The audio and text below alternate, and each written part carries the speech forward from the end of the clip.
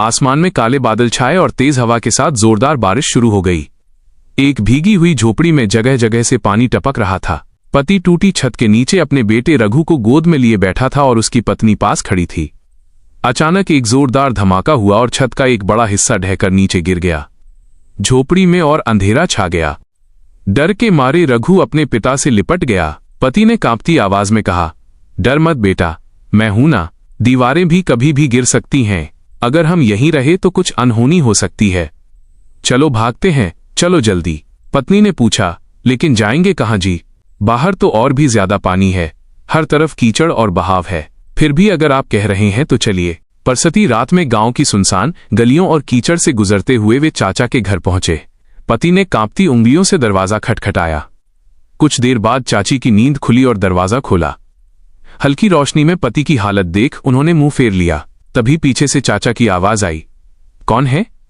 ओ पैदराम, फिर आ गया भीख मांगने? तू तो बचपन से ही हम पर बोझ बना रहा है। न तब कुछ कर पाया था और न अब कुछ कर पा रहा है। तेरे बाप ने भी तेरे लिए कुछ नहीं किया, बस फटेहाल जिंदगी जी और मर गया। और तू भी उसी राह पर है। अब अपने बेटे के लिए भी कुछ किए बिना ही मर जाएगा, अपने बाप की तरह नामुराद, बेबस, नाकाम। क्या लेकर आया है इस बार? पति ने हाथ जोड़कर कहा, चाचा बरसात बहुत तेज है, हमारी झोपड़ी रात को गिर गई। रघु का बदन बुखार से तप रहा है, देखो ना, कांप रहा है बेचारा। पूरी रात इसे सीने से लगाकर बैठा रहा, कहीं सांस ही न रुक जाए। कुछ नहीं मांगा है चाचा, बस थोड़ी देर के लिए अंदर बिठा लो।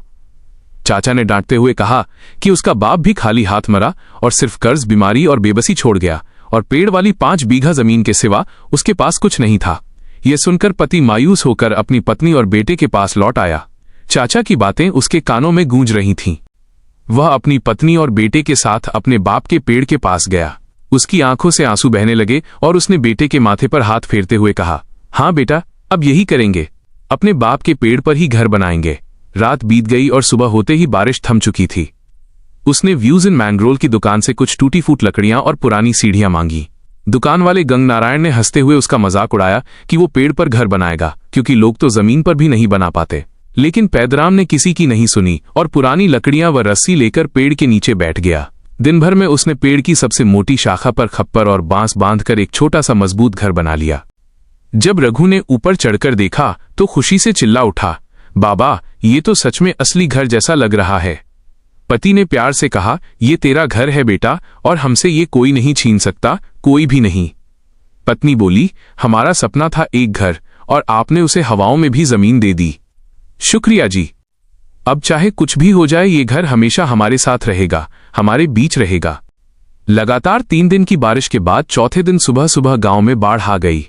नाले उफनने लगे और खेत तालाब बन गए।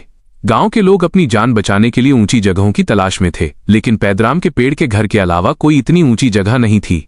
पैदराम ने ऊपर से आवाज लगाई, जिसे भी जरूरत हो, जिसे भी ठिकाना न मिला हो, जिसे दुनिया ने ठुकरा दिया हो या जिसे वक्त ने रुला दिया हो, वो बेझिझक ऊपर चढ़ाए। तभी नीचे से चाचा और चाची भीगते हुए, कांपते हुए और डर के मारे आए। चाची की आंखें भरी थीं और आवाज भर्राई हुई थी। उन्होंने कहा, पैदराम बेटा, ये रात बहुत डरावनी लग रही है। हड्डियां तक ठंड से चटक रही हैं। हवा बदन चीरती जा रही है और पानी हर तरफ बढ़ता ही जा रहा है। अगर तेरे इस छोटे से घर में थोड़ी सी भी जगह हो तो क्या हम भी वहां आ सकते हैं? हम नीचे रुक गए तो शायद डूबकर मर जाएंगे बेटा। पैदराम की आंखों में तानों की चोट और बेइज्जती की रात घूम गई, लेकिन तभी उसने अपने बेटे रघु की मासूम आंखों में देखा जो पूछ रही थीं, बाबा, आप अच्छे हो ना? पैदराम ने एक लंबी सांस ली और कहा, ये घर सिर्फ लकड़ी और टीन का ढांचा नहीं है। ये उन सबके लिए है जिनके पास कोई छत नहीं, कोई आसरा नहीं, कोई अपना नहीं, जिनके सिर पर वक्त की मार है और दिल में बस एक उम्मीद बची है। आज आप भी उसी हाल में हो चाची, इसलिए ये घर, ये छोटी सी जगह अब आपकी भी है। आइए अंदर चलिए। ठंडी हवा से नहीं, बेगानेपन से डरना चाहिए, और यहाँ कोई बेगाना नहीं है। चाचा की आंखें झुक गईं और चाची रोते हुए बोली, पैदराम, हमने तुझसे सब कुछ छीन लिया था बेटा, तेरी जमीन, तेरा हक, तेरी माँ की आखिरी निशानी तक। हमने तुझे बेघर किया, बेसहारा किया। हमने वो जुल्म किए जो शायद किसी पर आए ने भी न किए होते। फिर भी तू आज हमें अपने उसी घर में जगह दे रहा है जो तूने खुद अपने आंसुओं, अपने खून पसीने से बनाया।